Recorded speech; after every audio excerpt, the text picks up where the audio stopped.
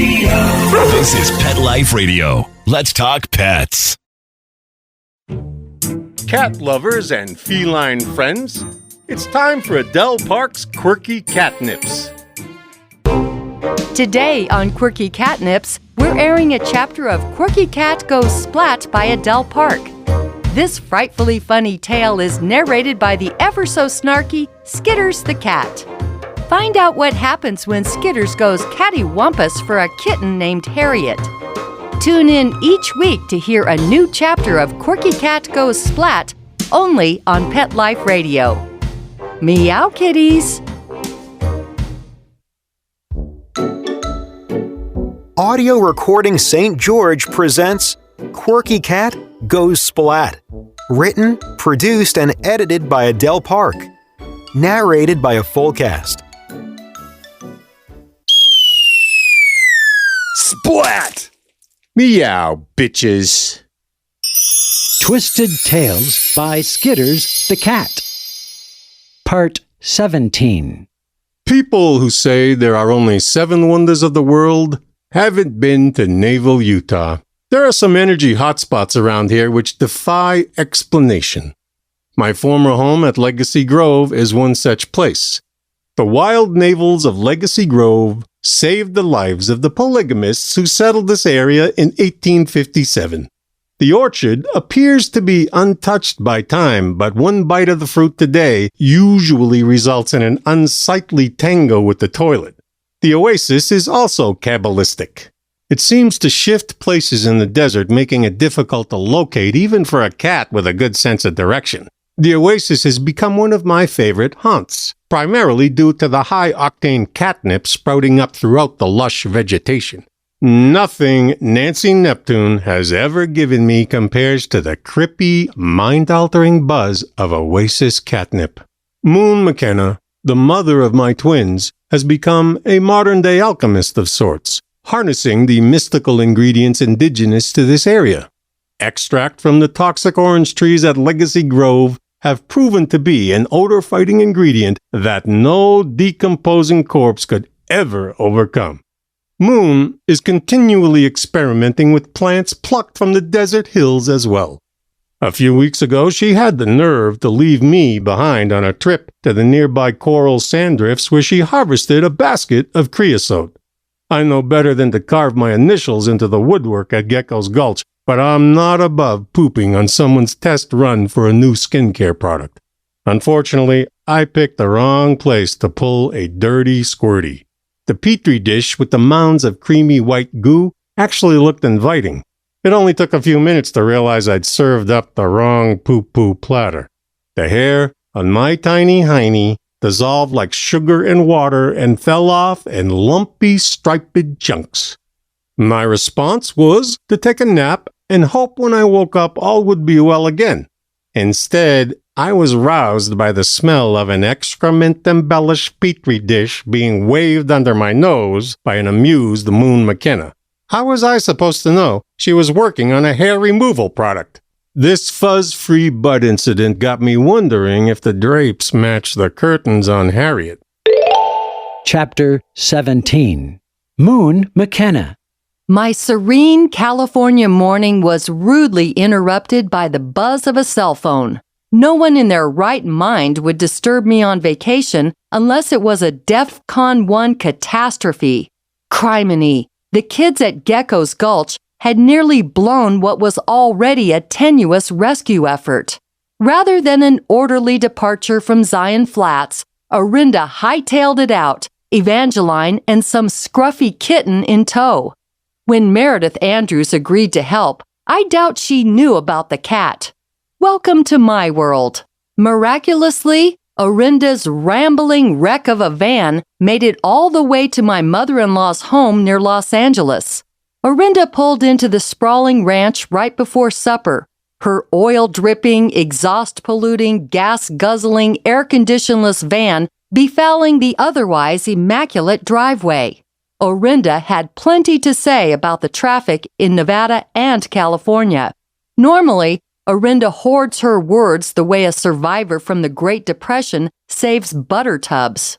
Orinda didn't think anyone had followed her, although they definitely knew she was gone. The prophet, Nephi, paid a not-so-neighborly visit to my sister earlier in the day. Just in case there was trouble here, I had sent the twins to spend the night with their cousins.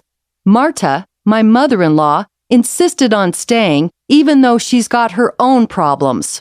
Earlier this week, bad news arrived from Marta's doctor. After nearly a year of grueling chemo and radiation treatments, Marta's cancer had metastasized. An emergency meeting was being held at the oncology center in the morning. The topic, Marta's end-of-life care.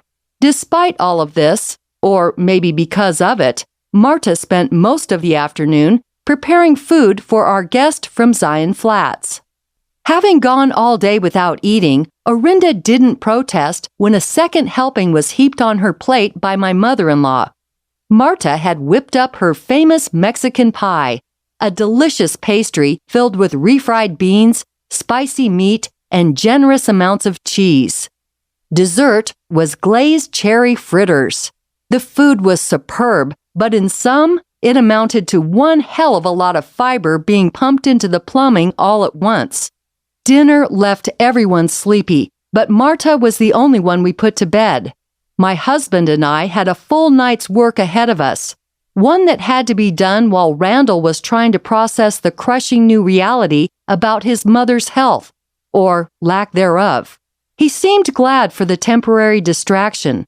We turned our attention to mainstreaming Orinda's appearance, just in case the bride barbarians from Zion Flats came looking for their sister snitch. Performing a reverse Yeti on a bewhiskered polygamist woman proved to be exciting. One of the new products I've been developing at Good Karma is an organic hair removal cream. Depilatories have been around forever, but most women don't like them because they smell like a lethal combination of pickled eggs and body odor.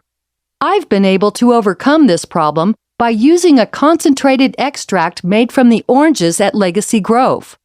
This fruit isn't suitable for eating, but the extract is a wonderful agent I use in a number of products. Orinda showed up at just the right time to test my new depilatory on a grand scale. Working on Orinda felt like an archaeological dig, only I was sopping up dissolved hair instead of sifting through earth. Who knew what was to be uncovered? Turns out, not the swamp monster I had imagined. The thick layer of facial hair had protected Orinda's skin from the hazards of the desert sun, leaving her with a relatively youthful appearance once it was all removed. I put a large jar of the cream in the suitcase I had hastily assembled for Orinda. Randall's turn was next. Long hair is part of the polygamous culture for women.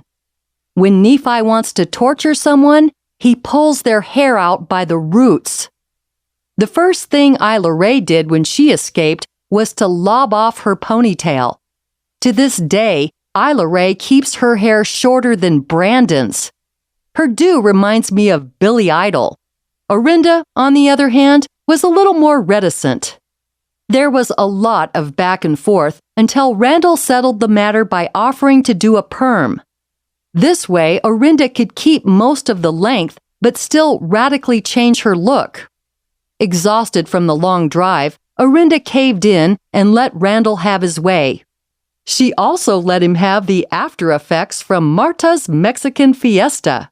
The first time Orinda eked out some bean-laden tear gas, everyone pretended not to notice, even though the fumes were so noxious you could almost see them. Then she expelled a fast-moving drumroll of farts that built to such a hilarious crescendo I couldn't help but giggle. Randall, normally a private tutor, chimed in with his own toxic release, performing what could only be called flatulence in B-flat. At first, Orinda looked mortified. Then she pinched off another one, and we all burst out laughing. The next few hours were a back-end blowout. Between ripping off air biscuits and chortling hysterically over all the rectal turbulence, Randall managed to roll Orinda's long hair into a spiral perm. The timing of Orinda's big Zion Flats prison break wasn't good. We were scheduled to go to Fairyland the next day, a punishment levied against me by my brother-in-law's ex-wife, Colette Spinkle.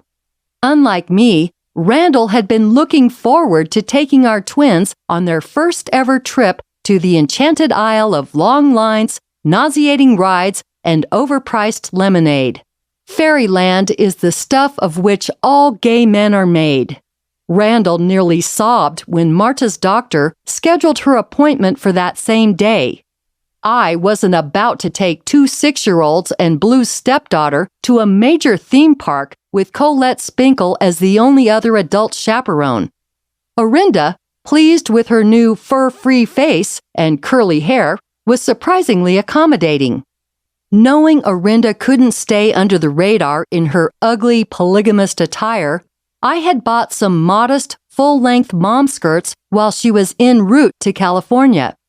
I was flabbergasted when Orinda chose instead to wear a purple velour tracksuit Isla Ray had given her when they met up at the social services office in Las Vegas.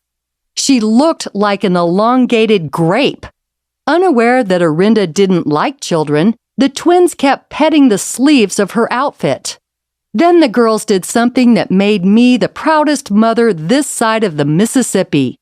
They got into a nasty brawl over who got to sit with Orinda on the rides. The matter was settled by the twins agreeing to take turns. Even Lexi, Blue's stepdaughter, wanted her fair share of Orinda time. Orinda seemed befuddled by all the attention. Fairyland was a lot more fun than I expected. In fact, everyone had a blast except Colette. She spent the whole trip whining about the weather, crowded conditions, and stomach-churning rides. Orinda, by contrast, seemed like she was having the time of her life, especially when the girls decided everyone should get fairy wings. Orinda chose a pair that matched her purple People Eater's tracksuit. Hang tight, kitties. We'll be back in a scratch. What happens when cosmetics and polygamy collide? Find out in Quirky Killers by Adele Park. Take a trip to quirky polygamist country, where one of the local brides is just itching to get her husbands to heaven in a hurry. Quirky Killers. Get it today on audible.com. You'll die laughing. You know the expression, cats have 9 lives. Well, what if you can give them one more? The Give Them 10 movement is on a mission to help give cats an extra life. How? With spay and neuter. Spaying or neutering your cat helps them live a longer, healthier life. And it helps control free-roaming cat populations too. Learn more about the benefits of spay and neuter and meet Scooter, the neutered cat, at givethem10.org. That's givethem10.org. Let's talk pets Let's talk pets on Pet Life Radio. Pet Life Radio. PetLifeRadio.com. We now return to more of Quirky Cat Goes Splat by Adele Park on Pet Life Radio.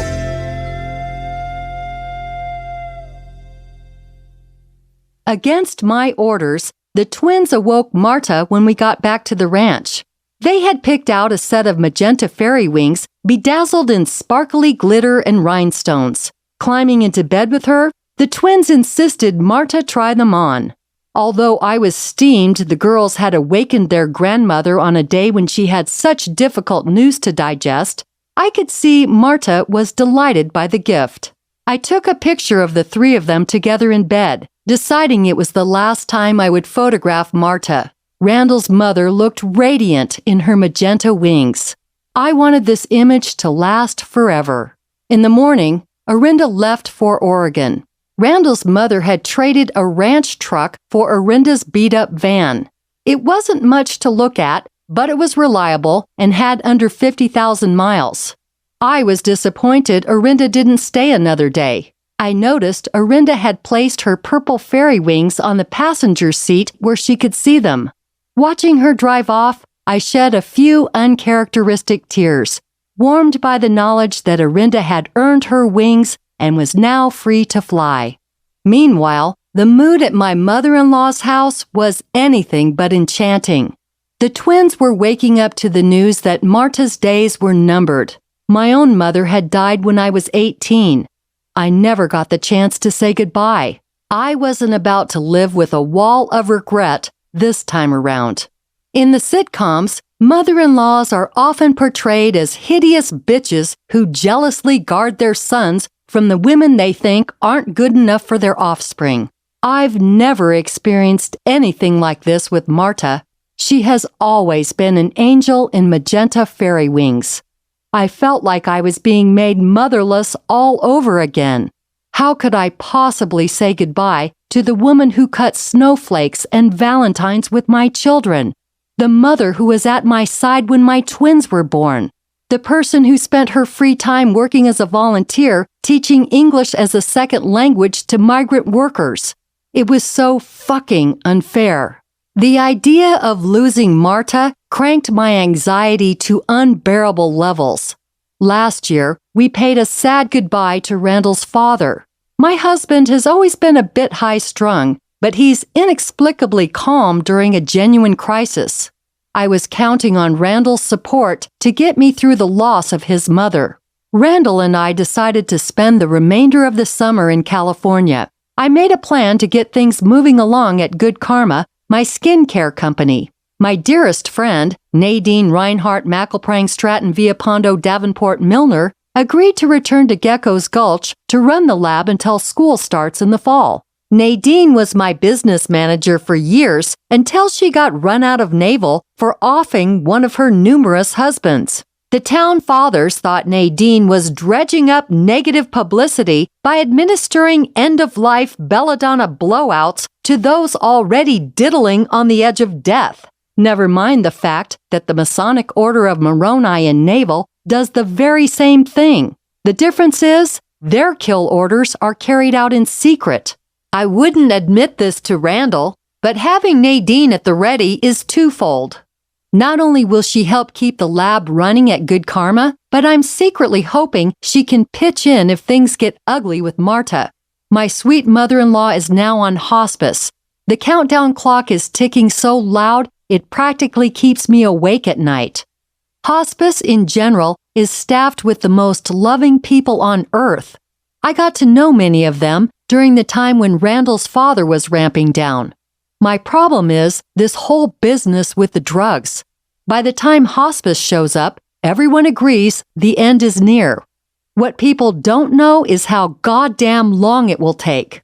Oftentimes, patients are strung out on morphine for days on end. Since hospice is administering near lethal doses of drugs, why not save time and get it over with already? I'll tell you why. Because this is big business. The longer a patient is kept alive, the more the fat cats at the top get to line their pockets. Watching Randall's father die is something I wouldn't wish on my worst enemy. If I have a say in this matter, I'm not going to let them do the same thing to Marta. Nadine's willingness to rocket terminal patients into the cosmos is my ace in the hole. Nadine began her killing career by snuffing out her second husband. He was a polygamist named Laryl Stratton. During that marriage, Nadine formed a fragile relationship with Nephi, the prophet of Zion Flats. Convincing the old codger that tax-free cash would come in handy, Nadine hired some of the women from Zion Flats to work at Good Karma. Pretending to be shocked that Orinda and Evangeline were missing, Nadine suggested Nephi phone the police, which of course he would never do. I was off the hook for the whole mess. After all, how could I have staged an escape when I wasn't even in Utah? Nephi likely had his suspicions, but I knew from other oopsies he wasn't about to walk away from the money his spousal servants brought in. My workers at Good Karma were going to need the extra income. Unbeknownst to Nephi, the feds are getting ready to clamp down on all the welfare fraud happening in Zion Flats. Even if this wasn't the case, my sometimes lover, Meredith Andrews, was through making ransom payments for marital hostages. She kicked in some money for the free Orinda Fund, as we all had, but this was vastly different from the two previous situations, which required Meredith to write large checks to first emancipate Laurel Stratton and later Isla Ray Stratton. The state of Utah ignores the plight of polygamists the way I ignore those annoying updates I get on my computer. The authorities are seemingly fine with all the gibbery pokery that goes on between old men and teenage girls in Zion Flats. The one thing that speaks to these people, however, is money. And they're losing a lot of it when it comes to the folks living in that dumpster fire known as Zion Flats. Wide-scale welfare fraud is how the polygamists roll in my corner of Utah. The state is aware its resources are being drained in the wrong direction, but they've been unable to form a case to stop it.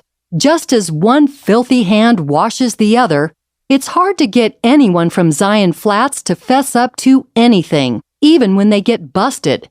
Then Nicholas DeLuca was picked up on some unrelated charges and decided to squeal on Nephi in exchange for a lighter prison sentence. As part of the deal, Nicholas agreed to sign over custody of his daughter, Evangeline, to Meredith Andrews. In reality, Meredith and Isla Ray are likely the only people on Earth who want to take on a slippery kid like that. Hopefully, Evangeline will level out once she isn't worried about being poisoned, abused, or taken on late-night witchcraft outings. I don't have all the details about what happened when Taj found Evangeline floating in the baptism pool at Juniper Hollow. I'm sure it must have scared the hell out of him, which is good. I feel fairly certain neither one of these boys will repeat the mistake of trespassing on mob property again. Just to make sure, I had a rather stern chat with my little friend. I could tell Taj was genuinely sorry because he repeatedly apologized for putting Evangeline and Orinda in danger. Now that I'm planning to spend the remainder of the summer in California, I'm glad the task of helping those two escape was put on a fast track. Taj nervously wondered if I would ask him to leave Gecko's Gulch. Of course not. I would never do that to my sister Blue. Having Taj around makes Brandon more manageable for everyone. I know. Brandon had been at Gecko's Gulch a few times without his sidekick. I don't tolerate "I'm bored" talk from my twins, but there's little I can do about other people's kids. Blue is new to this whole parenting thing, leaving her vulnerable to teenage tantrums. Surprisingly, Brandon actually did the right thing when it came to the calamity at Juniper Hollow. Our talk following Brandon's deadly flower debacle must have stuck with him. Brandon was quick to alert Blue when Taj went to Juniper Hollow and turned the christening font into his own private jacuzzi. After I finished scaring the crap out of Taj, I sent a text to Brandon that said, "Thanks for following the rules. You get to live for another day." I was trying to be funny while reminding Brandon, and now Taj, I'm not fucking around. Taj is currently unaware that his mother, Dana, was able to get the guy after all. The wife of the man Dana was carrying on with found out about the affair and filed for divorce.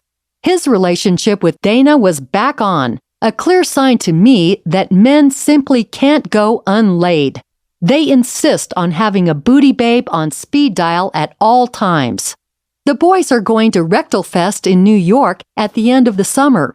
Taj will head out a few days early to spend some time with Dana. She's set to be released from rehab and plans to move in with her soon-to-be divorced boyfriend. Naturally, Dana is worried about how to break this news to Taj. I'm careful not to pass judgment, knowing it's far worse to stay in a loveless relationship than it is to rip off an emotional Band-Aid and hope the other party doesn't bleed to death. Taj isn't the only one set to discover reality bites this summer. Brandon's real father is floundering around like a sucker-mouthed catfish. Blue says he's gunning to go on Celebrity Cougars so he can publicly disgrace Brandon in exchange for 15 minutes of fame. I care deeply about this because I've become an aunt to Brandon and Lexi through marriage. These are my people. If you want to mess with them, You'll have to go through me first. Scotty has been phoning constantly, asking for advice on how to shovel out of this shit show. At this point, his situation is screwed up beyond repair. Scotty is practically drowning in debt and not making any headway in cleaning up the mess with Brandon's biological father. They say honesty is the best policy, but Scotty doesn't seem interested in coming clean with his family about this impending doom. Too bad Scotty doesn't understand the cover-up is much worse than the crime. Just ask Martha Stewart, the happy homemaker who went to prison for lying to the feds. At a loss for any better ideas, I recommended Scotty employ the nuclear option. Right after I hung up, I wondered if that was a good idea. Any plan involving Nancy Neptune usually isn't. Skitters the cat hates Blue McKenna more than digesting hairballs. That's why he's especially irked to find that even in death, Blue won't give him a break. Adding insult to injury, Skitters is the only one who can help Blue find her way out of a hellish nightmare involving the DMV. Skitters can't get in a decent nap until he helps Blue cross over. And that's the rub. Get all the scratchy details in Quirky Cat Gets Ghosted by Adele Park. In case you haven't noticed, you've been ghosted. Quirky Cat Gets Ghosted. Get ghosted today on Audible, Downpour, and Spotify. Meow Kitties. Let's Talk Pets, every week on demand, only on PetLifeRadio.com.